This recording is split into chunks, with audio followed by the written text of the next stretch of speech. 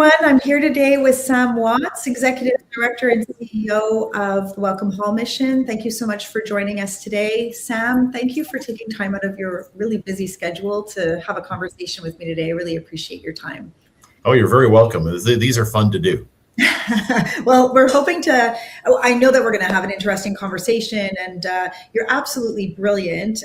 For anybody who watches the news even remotely, you know, Sam, you've been a face that we've seen time and time again, talking about the homeless situation in Montreal, but I think also across the country.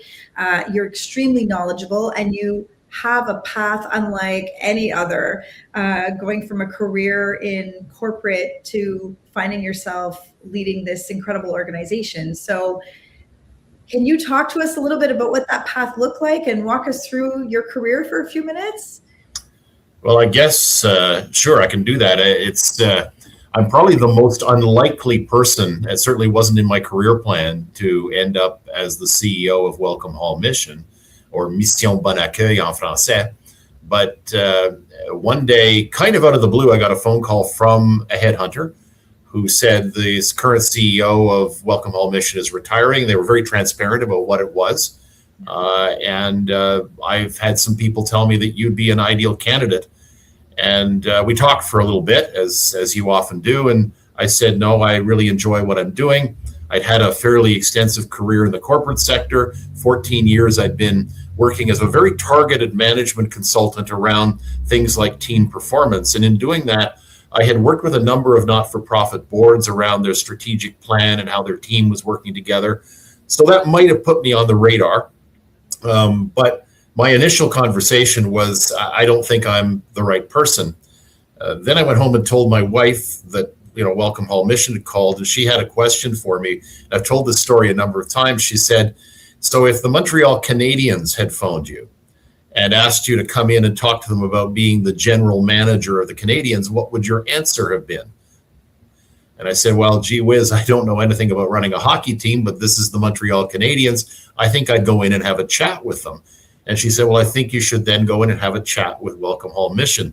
They're an organization that was founded a long time ago. In fact, the organization was founded in 1892. So it's an iconic Montreal organization that has been doing work in the community for a long period of time, is reasonably well known. So I decided to take her advice, which is probably a smart thing. And so I went in and chatted with them. And what I found was an organization that had all of the bones. My predecessor had done a great job of constructing what I thought was not just a framework, but a well framed out organization. And it was ripe and ready to be taken to the next level. And so a number of the things that I had done over my career seemed to make it an interesting fit for somebody like me. And the sorts of things that they needed at that point in time made it an interesting fit. And sort of the only thing that I didn't have was I had never been a CEO before. And so I'd done a lot of very senior things. I'd walked alongside CEOs in a lot of the practice that I'd done over the last 14 years or so, the previous 14 years. So the day that I walked into the mission for the first time, I was the CEO. That's very unusual in this sector. Normally in this sector, you work around in a number of places, you do a number of roles. You may have been in the philanthropic side, or you may have been a frontline worker and you work your way up in the organization. Coming from nonprofit, and you were moving from outside. So exactly. And so here I was an outsider, and that got around. The media interviewed me a little bit to say, what's an outsider doing running Welcome Hall Mission? I think that was one of the headlines. And so there were, for the first year or so, it was really about learning how the sector worked and how the organization worked, because it's a complex enough organization. At the time, there was 100 employees, and we were, running at about a $10-15 million operation. Today, it's more than double that. And so that's sort of my backstory of how I got to where I got to. And it's probably been, I would say, one of the best decisions of my life in terms of how it has worked out.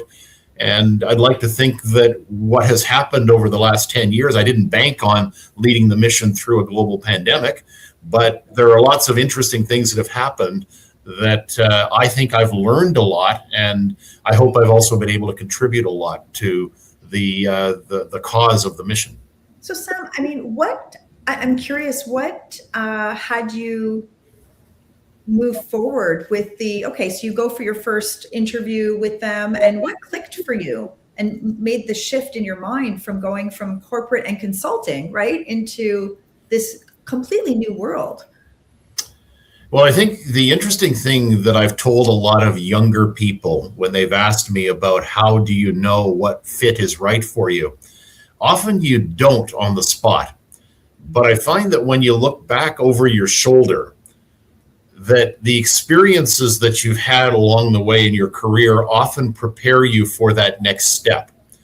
And so what I was able to do was look backwards and say, well, so what are some of the things that I've done, and what did I learn from what I've done? And so often you go, wait a second, I think I would never have been ready for something like this if I hadn't done X and Y. And so those are the sorts of things that I think can prove to be kind of interesting for you. And I don't know if that's a really good answer to your question, but to me, careers are often not something we can plan out, particularly today. Right. I remember when I started in my very first sort of real big job, that I got a letter on my desk on the first day that described all the company's benefits, and it also had my retirement date on it. And the presumption was, because it was a big, huge company, the presumption was that I would be there until my retirement. And of course, that's not the way it works these days. And often we'll switch organizations, and we'll switch even careers. And I've said to a number of university graduates that the job that they're going to have in 10 years probably doesn't even exist right now. Absolutely. Absolutely. So what were some of the skills that you had that translated really well from corporate to nonprofit? And then what were some of the skills that you needed to flex and work on? That's a good question. I think for the purposes of running a not-for-profit, I had been around operational people a lot. Now, I'm not an operations guy, but when you're around them, you kind of learn a few things just by absorbing the lingo and by seeing some of the things they do. The other thing is you need to know your way around a balance sheet, because in social worker school, they don't often teach you how to run something from a financial point of view, or even how to read a set of financial statements. And so in the not-for-profit world, there is often some gaps in the area of management. It's one of the things that I highlighted in the book that I wrote, Good Work Done Better, is that the sector is replete with people who have wonderful intentions and a heart for people in need or animals in need, or name your cause. They have a heart for the cause, but often don't bring with them the requisite management skills that are essential to running an organization that's trying to serve a cause. And you don't serve the cause well if at the end of the day, the organization is not well managed. Right. And so I think one of the things that was really important was to bring those management skills, and I call them the disciplines of the private sector, into a not-for-profit environment. Now, of course, the thing that you also need to learn in a not-for-profit environment is you do deal with a lot of volunteers. And so volunteers are often not as easy to manage as employees. They're a little more fluid in terms of their availability and things like that. So you've got to take that into account. And the other thing, too, is that in a not-for-profit environment, you don't have the same levers that you can use in a for-profit environment. One of the big ones is money. So as in a for-profit environment, you can offer people more money, big bonuses, promotions, things like that sometimes we think motivate people to do better work. I question that assumption, but nonetheless, that's what gets generally done in the business world. In the not-for-profit world, you need people who are really committed to the cause. And so if to start with, the person isn't committed to the cause, then they're probably in the wrong place, and they're going to figure that out pretty quickly. You can work in a corporate setting and not really care about the cause of the organization that you're working for. When you come over onto the not-for-profit side, you better have a passion for the cause. Now, you need to also bring competency, because if you're not competent and you just care deeply about the cause, but you can't get the work done, well, then that becomes a problem. But I think those are the sorts of things, the big difference really between the for-profit world and the not-for-profit world is at the end of the day, we're not trying to make money for shareholders. Right. But we are trying to do something for people who benefit from our services in a way that is unique and different and that meets an unmet need. And so I think that's where the major difference is. You got to figure out, so we're not trying to make a profit, but we do have to run the place in a sustainable fashion, because if you don't do that, then you can't really speak into the cause. You can't address the cause the way that you'd like to. So what were some of the biggest surprises that you had in moving into this new sector in terms of, your own learning? Was it dealing with government? Was it dealing with funders? What was it? Probably a whole lot of things. I had dealings with the government. I had fortunately had some good media training, because all of a sudden you're thrust into a bit of a media spotlight. The media wants you to comment on a variety of things. And because we're in a number of different sectors, those sectors become fairly important, and you get media people who want you to comment, want you to be involved in things. And of course, there's questions that can trap you from time to time if you're not careful. I think, the other thing that was different was when I came to meetings of other people in our sector. Often I was amazed at how little data was involved. In many cases, we were very anchored in anecdotes and stories, which are important. Don't get me wrong on that. The stories matter, the people matter. But if you're telling me that demand has gone up 30%, well, is that 3 people or 300 people? Because that matters. Yes. If you tell me, for example, that you turned away 200 women from your emergency shelter last week, was it the same 22 people every night, or was it 200 unique individuals? Mm-hmm. That matters, because we need to make sure that we're making data-informed decisions. And when you're dealing with government input as well into the social services sector, you can't sit at a table with government and say, well, things are growing, or we're seeing more of this or less of that, because they're always going to want to quantify what you mean by that. Good point. So I was totally amazed to see how the sector was so used to trading in stories, and sometimes dramatic stories of one individual, but is that one individual truly representative of what we're seeing across the sector? And so still so much of that out there. Today, I would say 10 years into my mandate, the sector is much better at articulating data than it was at the onset when I first started here in 2016. I think the pandemic focused us around that a little bit, but we still need to get a whole lot better in that area.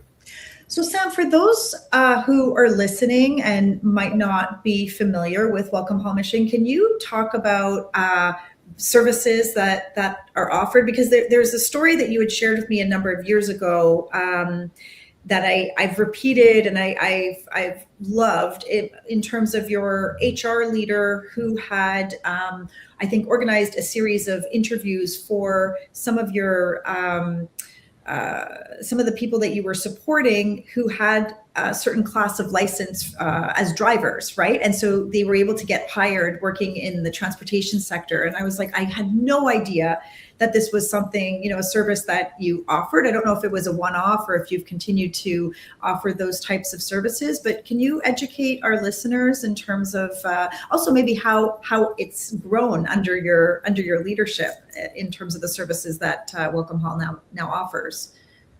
Yeah, I mean, I'll touch on that one specifically. I mean, often we find people coming in through our doors who do have skills or who can quickly acquire skills that make them employable. And so one of the things that we try to do is identify what those might be, rather than just deliver services of the moment to people. Back in the day, if you rewind the tape to 50 years ago, people who were addressing the challenge of homelessness treated day centers and overnight shelters as if that was some sort of destination for people experiencing homelessness. And today, I think we all recognize that emergency services are not where it's at. Emergency services need to exist, but they can't be the endpoint. And so we have to work on things that are upstream and downstream from those emergency services so that the emergency room, I can call it that, parallel to a hospital, you don't want your emergency room to be overflowing. Yeah. And right now in Montreal, at least it is. So the interesting thing about Welcome Hall Mission is I use two words to describe us, and the words are residential stability. And that helps us understand what we do across a wide spectrum of programs and services. So if someone is experiencing homelessness, our objective is to help them become residentially stable. Okay. Now, what that involves often is a series of steps or programs or, sometimes housing right away. It depends on the individual, but we want them to become stable. And that often includes making sure that they have wraparound supports and a sense of a greater community once they're in housing, because you put somebody back into housing who was unhoused, 4 walls and a roof don't do it. That person needs to be surrounded by the right kinds of services and the right kinds of community connections to make that housing experience successful. But for people who are already housed, we're also interested in residential stability because there's a lot of people who are precariously housed. They're one paycheck away, or they're living on the edge, or they haven't paid their rent for a couple of months. They could very easily become unhoused. And for them, we have a series of services and programs as well, including our 2 free grocery stores, where people come in and are able to shop for their own groceries and obtain a full week's worth of groceries so that they can take care of their family or themselves if they're a single person.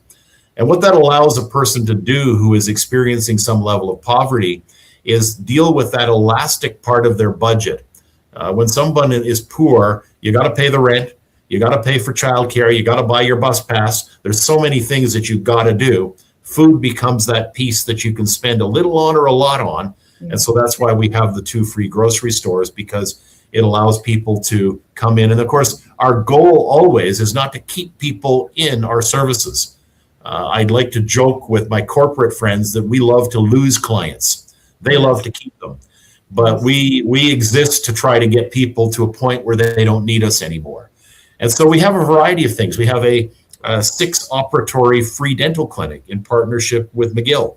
We have a number of different partnerships with the healthcare sector, like partnerships in mental health, where we run 2 they're very housing focused mental health units that help men and women who are experiencing homelessness become stable. There's a psychiatrist there full time with nurses and social workers. And then within 10 to 12 weeks, usually that person goes into permanent housing, and then they're followed up by outpatient services very robustly, but they're followed up. And that's a much better outcome than having somebody in the hospital system, in a hospital room where there's all kinds of rules and regulations, and it's a foreign environment for them.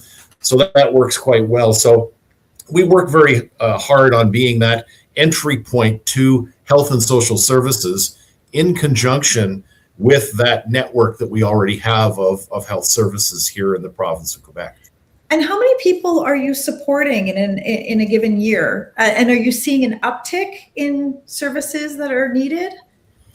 Well, on the food security side, it's about 9,000 people a month who come into our 2 free grocery stores. And that makes us by far and away the largest organization serving people in need of free food in the city.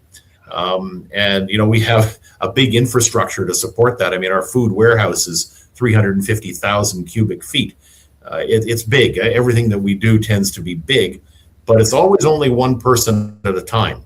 On the housing side, there is a lot of energy that goes into how we work with housing providers, because we don't do permanent housing.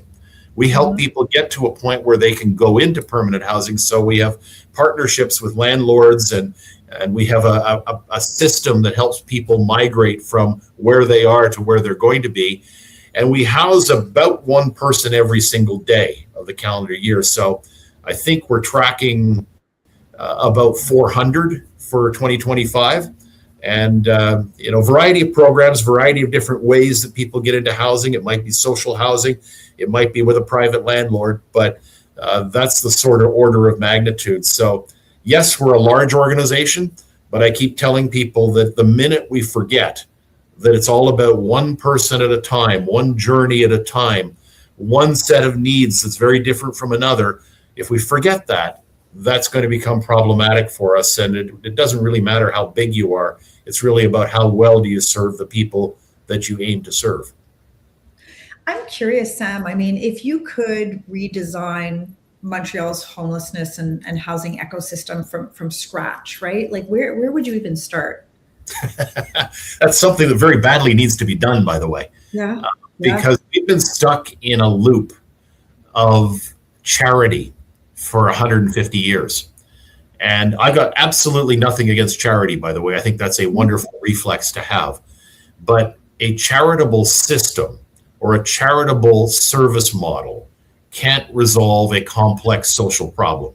Yeah. And that's why you're continuing to see a growth in unhoused people, even though we are housing more people as an ecosystem than we ever have before. And part of the problem is that the inflow into homelessness is greater than the outflow right now. And that's why you're seeing a growth in the number of emergency spaces and a growth in the number of encampments in virtually every city in North America. So the redesign has to happen upstream. So what we need to do is make sure that we can keep people in housing. Canada is one of the few countries in the world that has legislated the human right to housing. Now, it's not able to be enforced in the courts, but we do have it, the National Housing Strategy Act of 2019. So when I sit on the National Housing Council, my mandate by the minister is to advise him on matters that relate to the progressive realization of the human right to housing. So we know that we're not going to get there tomorrow.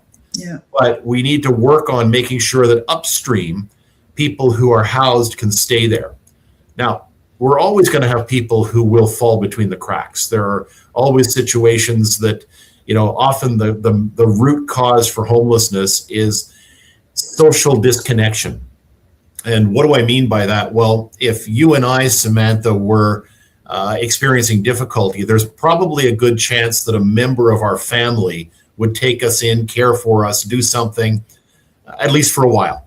Yeah. But when somebody loses all connection with friends, family, or maybe they burn bridges, and a number of things happen in their life, they very quickly go on to a downslope that can lead to loss of housing.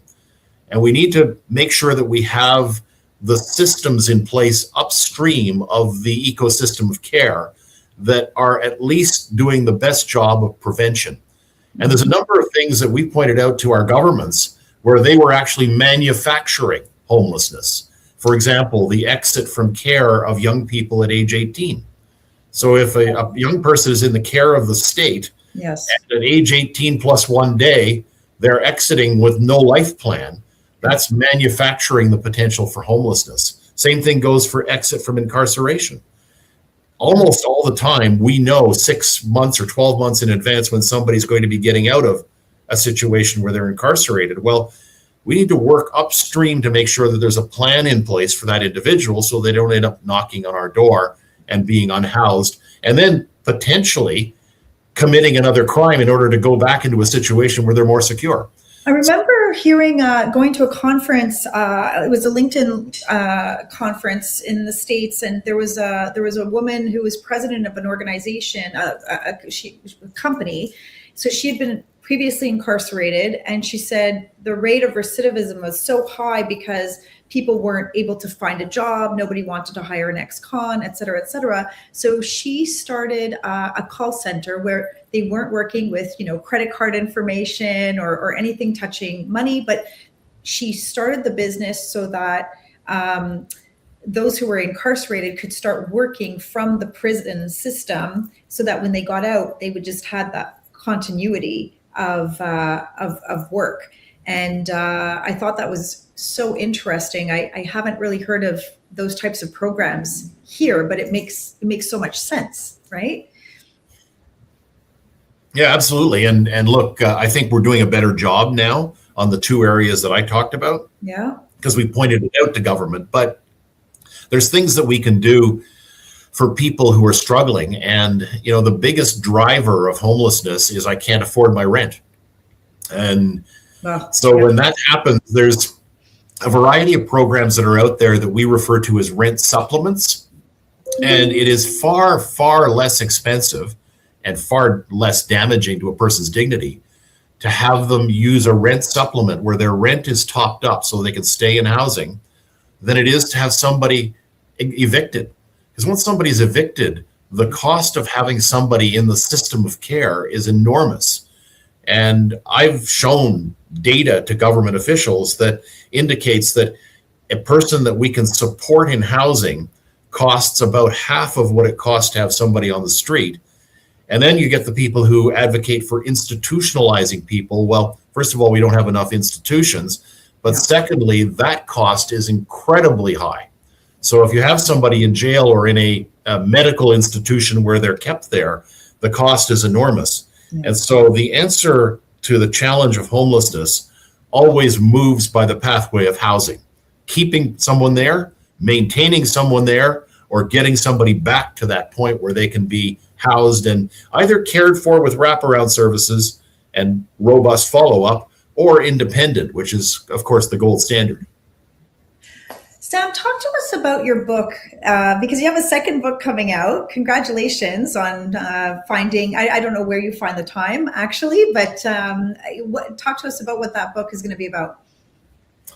Well, the new book, once I sort through a couple of final ideas, I've got a manuscript and now I'm tweaking it, but it really touches on what I call 12 non-negotiables around leadership in a not-for-profit sector. Now, I also suggest that a lot of these principles are perfectly applicable for leaders anywhere they are, but there's some things that I think can be disregarded or can be glossed over in the sector where I serve, and you do that at your peril if you're a leader. And so that's what I'm focusing on, because I think one of the things that we have done in the sector, in the not-for-profit sector, is it's almost been whoever was willing to sort of sacrifice themselves, we put them in a role of leadership in our sector. And so I've certainly been in rooms with people who were nominally leaders, but they probably couldn't lead a group in silent prayer. They were just willing to step up, and you got to applaud them for that. But the leadership skill or the leadership experience or the leadership reflexes that one needs to have, I felt like this was something that I could at least speak into, share some ideas and see if they land with people. I'm always somebody who says, hey, if there's a good idea here, take it and run with it. If there's a bunch of stuff you disagree with, well, great. But I'm putting my ideas out there and hoping that people can benefit from the experience, some of the successes that I might have had, but also some of the mistakes I've made. Fantastic. I'm curious what your thoughts are. When you were working in corporate, did you ever discount kind of the experience that people would bring from the nonprofit sector? Like, I know a lot of times, when we're working with corporations, they're not terribly interested in getting talent that's coming from the nonprofit sector. I think there's a lot of assumptions that are made around the grit or the work that they're doing or their knowledge. What would you say, corporations could learn from folks working in the nonprofit sector? That's interesting. I've had that question an awful lot when I do presentations in academia, because I think there are some transferable things from one side to the other. As I said earlier, I think the not-for-profit sector can learn about the business disciplines that can be quite well applied in the not-for-profit world, and they can be applied in a way that helps you serve more people better or serve the cause better, whatever the cause is. On the other side of the coin, which is where you asked the question, I think there are some things that one picks up in the not-for-profit world that I think the corporate world would do really well to learn from. One of them is the idea of focusing around a cause. And the cause has to be more than how much money are we going to make next quarter. So when I see people who are demotivated, and I walk through a host of businesses in the course of my 14 years of consulting, and there were a lot of very well-paid people, well-educated people, smart people, who really didn't like their jobs and were just waiting for the day when they could retire from the corporation. And often it had to do with not having a firm enough belief that what they were doing was making a difference.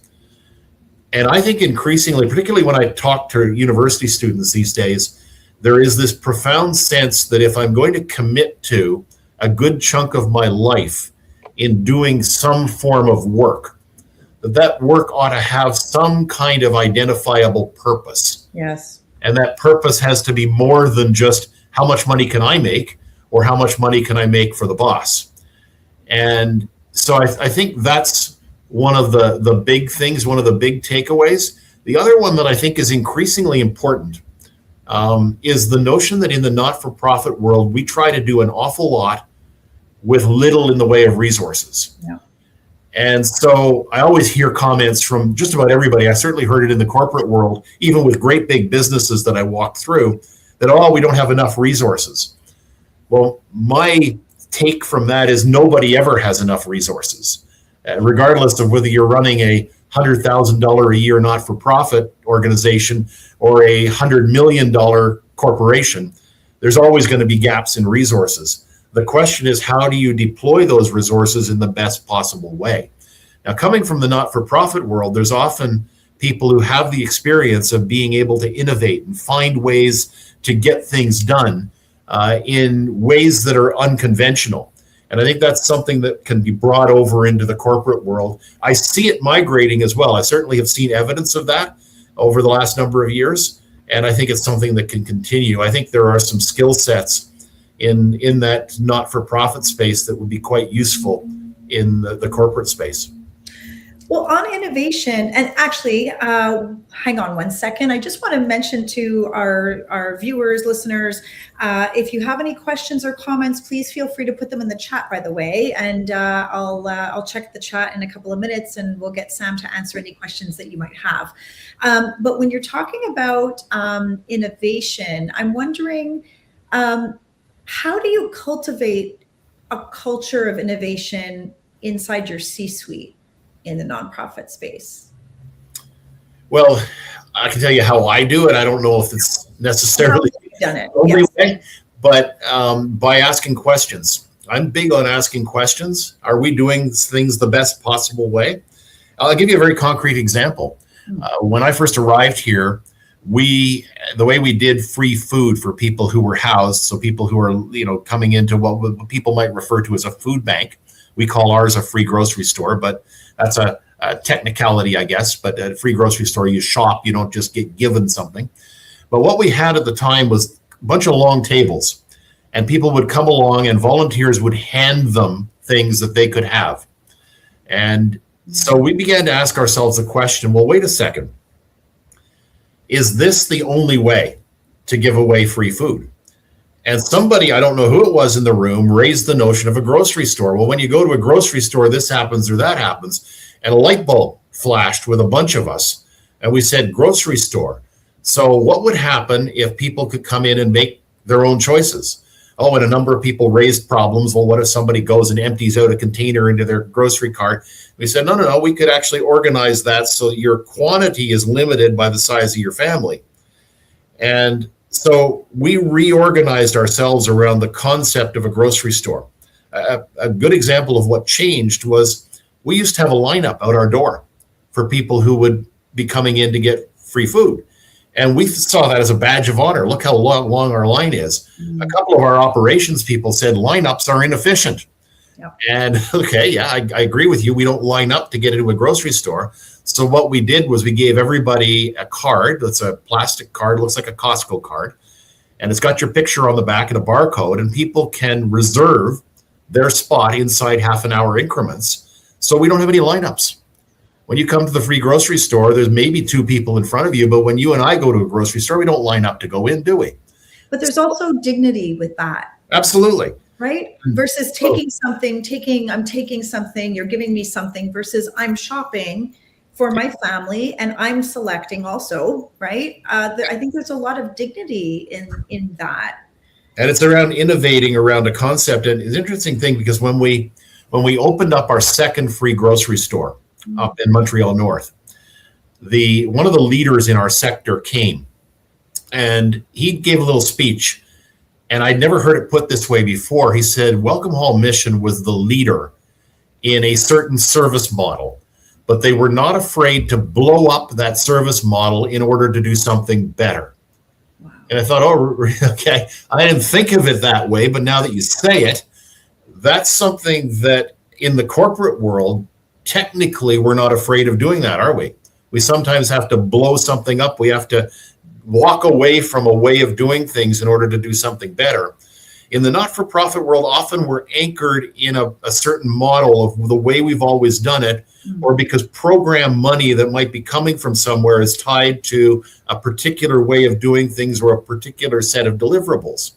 And so what we have to be prepared to do is to say, let's pause and ask ourselves some questions about what is the best way of doing what we're doing, and then what improvements can we consistently be looking to bring to that thing. So interesting. You're leading, hundreds of employees. How many employees are at Welcome Hall? About 200 today.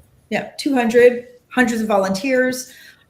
What are some leadership behaviors that you found have most reliably built trust and performance at that level, and for this space as well? Yeah, that's a good question. I ask myself that one all the time, because visibility is very important, as so is accessibility. And so one of the first things that I did when I came to the role is everybody referred to the leader of the organization as Mr. or as the CEO. I'm Sam. And so I try to be very approachable.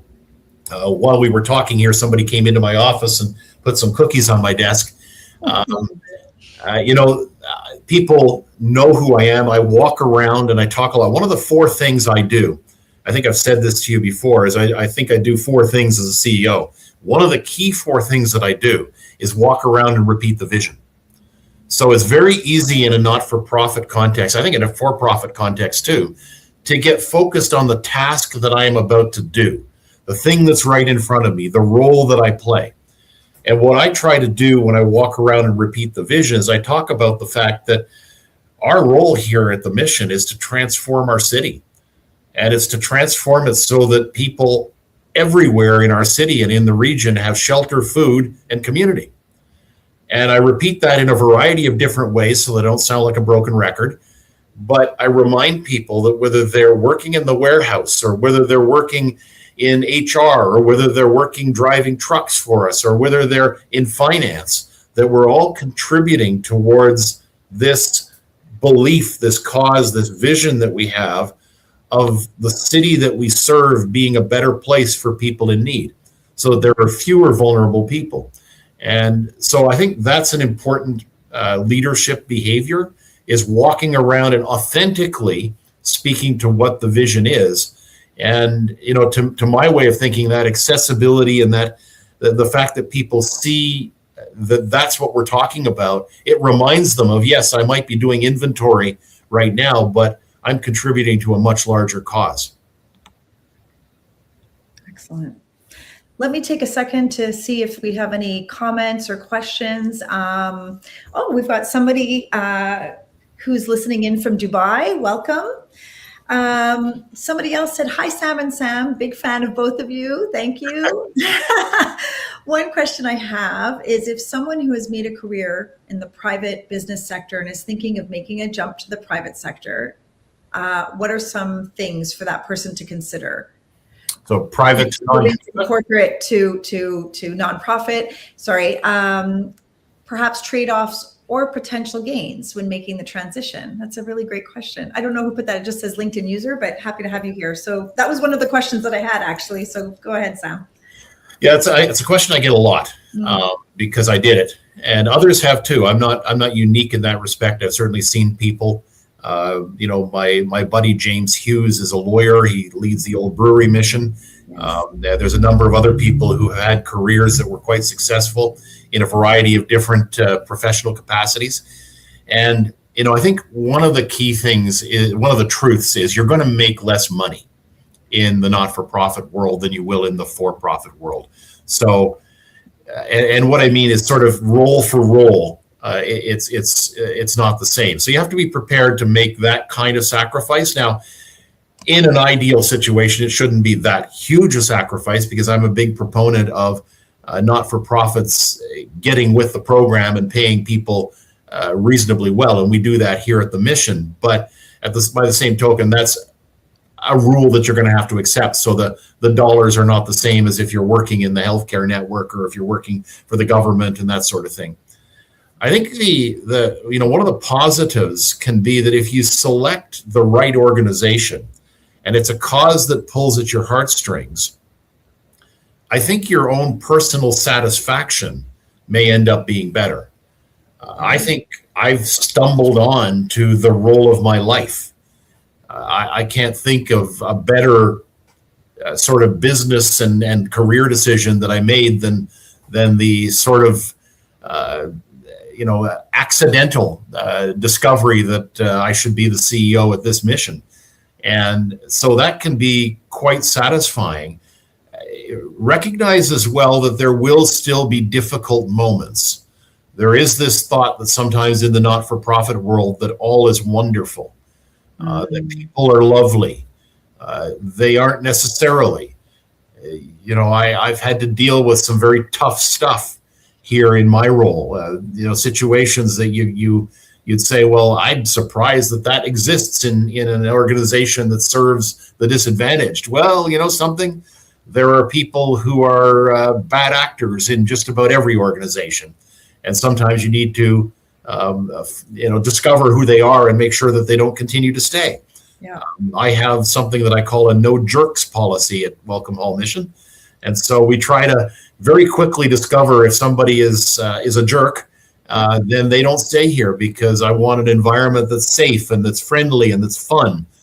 We're very big around having fun here, because we do tough stuff on the front lines of this organization. And if we're not smiling and having fun, then, what's the point? So I don't know if that helps answer, but I've babbled a little bit, and maybe it'll be helpful. But I would say that somebody who's considering that kind of a move, evaluate your skill sets as well. This is one thing that I've said to people: figure out what it is that you can actually bring to a not-for-profit, because sometimes people aim for a role and they haven't thought about the things that they bring that make them eligible for that role. So it's not about the title, it's about, sort of why would you be paid to do something? And if you can articulate that, then that's also a good thing.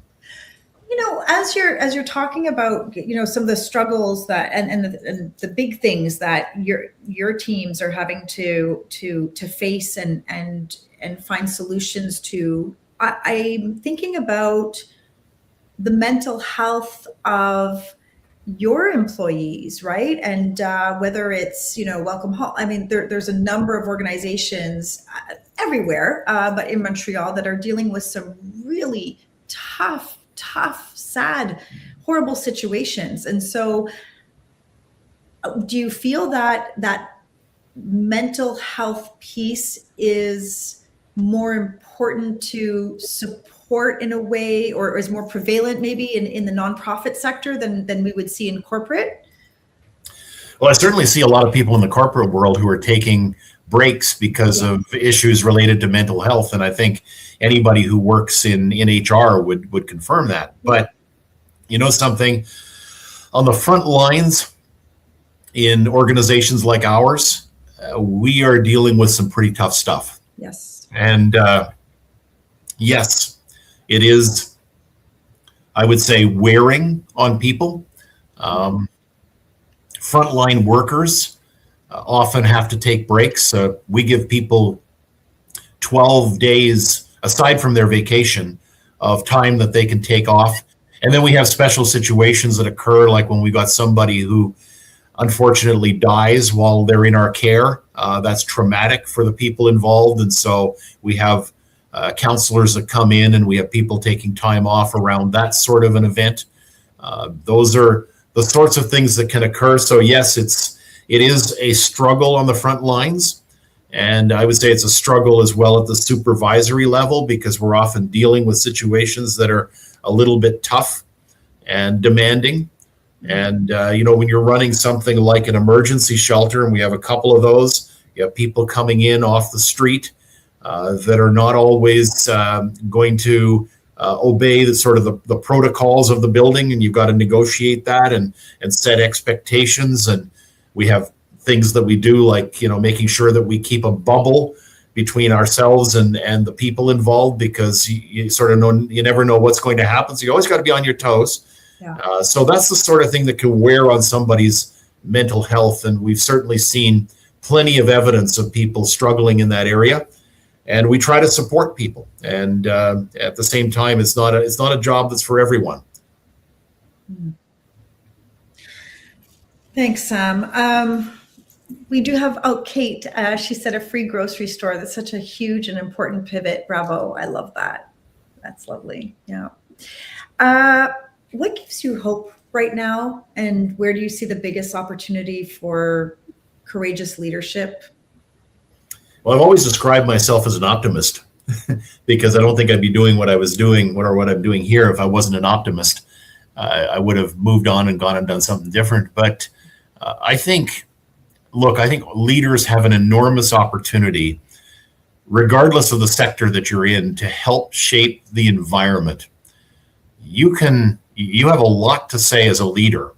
And even if you're not the ultimate leader of the organization, if you're leading a team, you have an opportunity to shape the culture of that team. Now, there are always outside and environmental factors. And, even as the CEO of this place, one of the big things that I do is try to manage that outside environment that comes in on our organization. So I'm dealing with government ministers. I'm dealing with various bureaucrats. I'm dealing with people in the hospital systems. I'm dealing with the media a lot. So those are factors that are outside, but the leader has that unique opportunity to help shape the kind of culture that you have in your organization or in your team.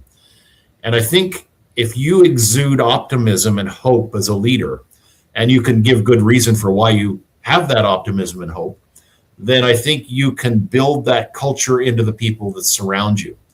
And so I spoke a little earlier about having fun. Well, every once in a while, I'm sitting in my office here at the moment, but I'll hear laughter ripple out through the floor that I'm on. And what I typically do is I go outside and I have this thing that I do where I say, hey, stop laughing. This is a very serious place. And everybody knows that I'm having a little fun with them. But you create that expectation that it's okay to release a little bit of tension. It's okay to have fun. It's okay to laugh. And there's a lot of little things that you can do as a leader that help frame the culture, that help support people. Little things like the first thing I do every single morning is I check and see whose birthday it is today.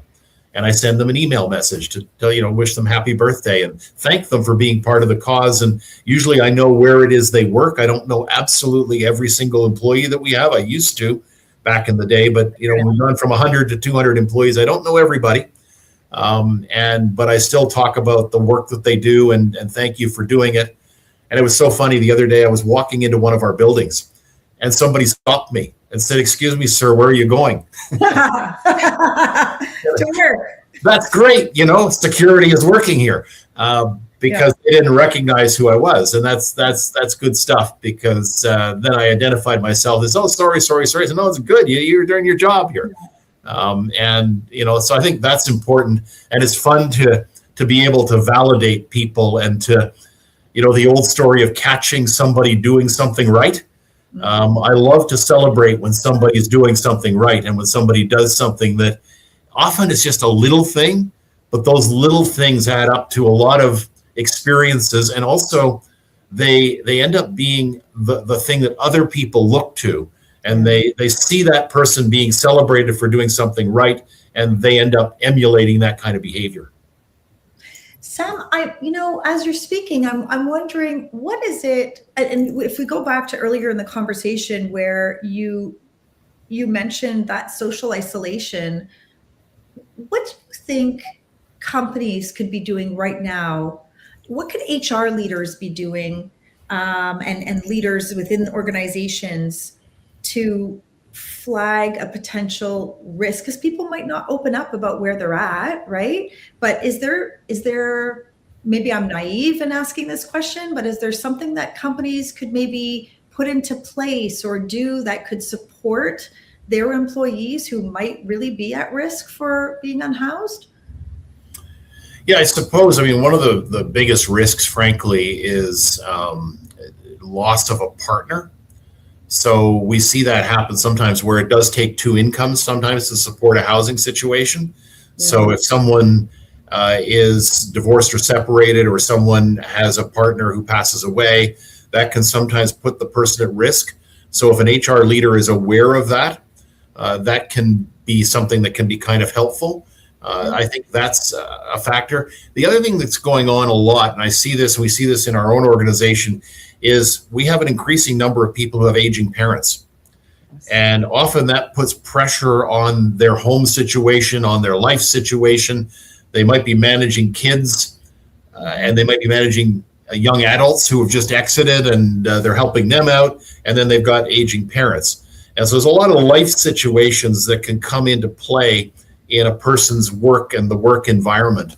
And I think a great deal of flexibility is often called for.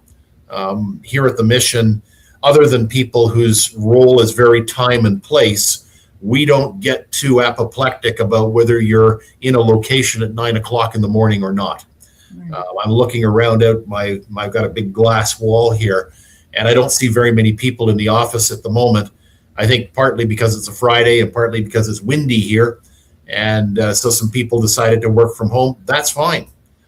So, we're very good about that sort of thing. So I think adding flexibility into the mix is important. I think people do need to sometimes be together in order to generate the kind of chemistry that's necessary to move an organization along. Yeah. But at the same time, I think there's a certain amount of flexibility that can be called for, and that can be helpful in making sure that people are able to be supported in the way that you suggest. I'm going to share, let me put up the website for, there we go. Anybody who's watching.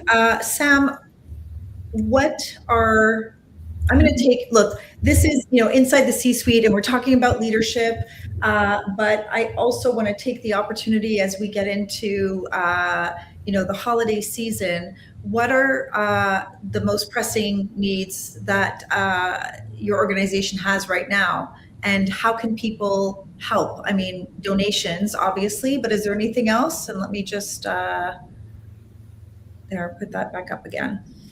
That's interesting. Somebody asked me that this morning, and I said it's really, donations obviously are helpful. And that's we can actually turn your donations into something that's 3 or 4x times the amount of money.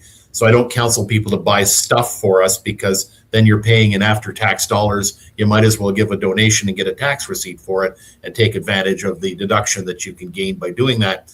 The other thing that I usually ask people to do if they're passionate about the cause is act as kind of an ambassador for the cause or for the organization, to let people know that there are solutions that are out there. We don't have to accept in any country in the world that people should be unhoused.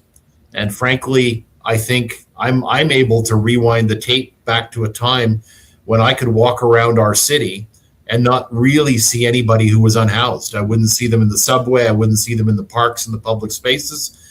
I think we can get back to that time. Now, not next week or even next year, but we need to work our way back towards that, because we do know what the solutions are.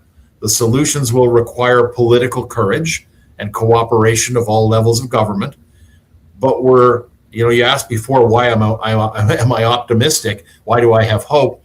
It's because I'm finally seeing a certain amount of synergy coming together in at least the governments in Canada and a number of other European countries, where they're saying, hey, wait a second, we actually know what the solutions are to this. We can resolve it if we put all the right people around the table and get started on the right actions, and this can be done.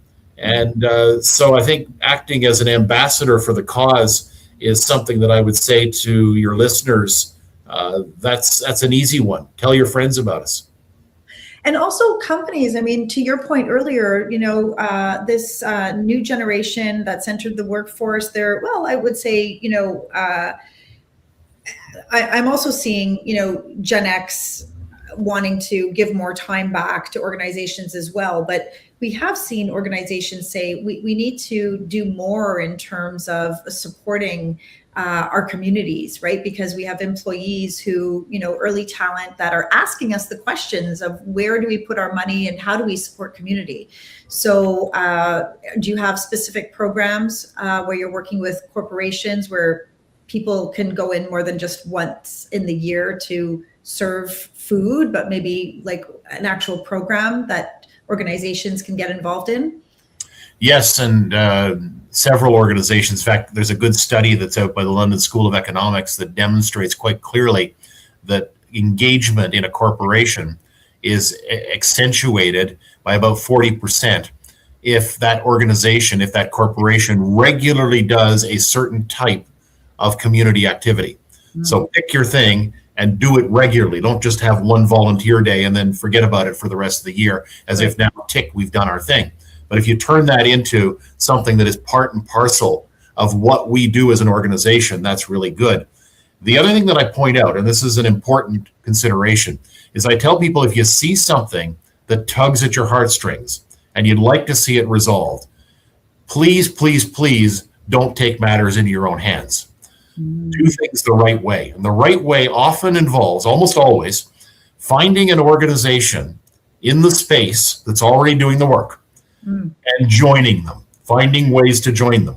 Yeah. You might need to search around a little bit, but we have, something called the internet. You can find an organization near you or one that you can reasonably support. Do your due diligence. Make sure that it's a good organization.